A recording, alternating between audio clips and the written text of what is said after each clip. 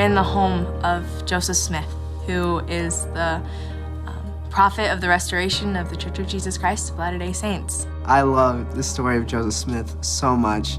It honestly means the world to me. I really believe that God appeared to Joseph Smith when he was 14.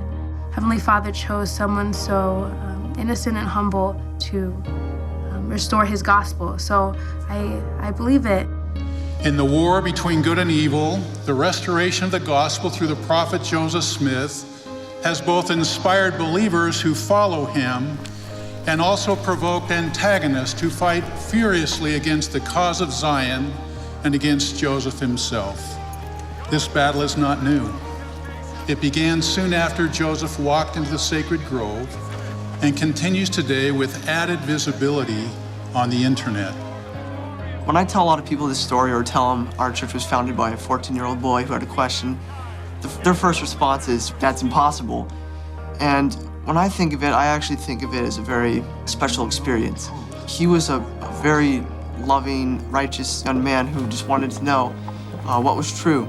Everybody was so focused on religion, and there was a lot of contention between the different religions. They were all fighting with each other about which one was right, and he wanted to know for himself which one he should join. He was concerned at a very young age about the welfare of his soul. He had that feeling that there was a truth. He knew there was a God, and he wanted to develop that relationship with the God. And he said, how could they all be right when they all interpret the same parts of the scriptures so differently? There could only be one truth because they disagree with each other. Fortunately, young Joseph did not let his questions paralyze his faith. He sought answers in the Bible and found this counsel. If any of you lack wisdom, let him ask of God, that giveth to all men liberally and upbraideth not, and it shall be given him. That scripture is what told him that if he had a sincere belief and faith that was not wavering, he would receive an answer to his question. He said, well, if anybody needs wisdom, I do, because I don't know what church I'm supposed to join, and I know that it's going to be one of them. Joseph recalled, never did any passage come with more power to the heart of man than this did at this time to mine. It seemed to enter with great force into every feeling of my heart. I reflected on it again and again. With simple faith, Joseph acted on these spiritual feelings. And went to the sacred grove and knelt down and said his first prayer out loud. And he heard things around him, and he was looking around, and he was scared. He said that a powerful force of darkness overcame him.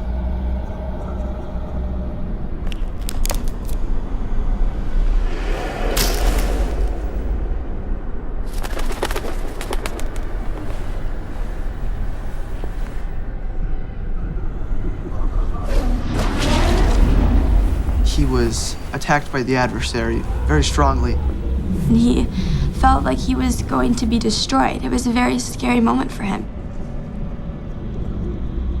When he said he felt he was almost at the point of destruction, there became a pillar of light.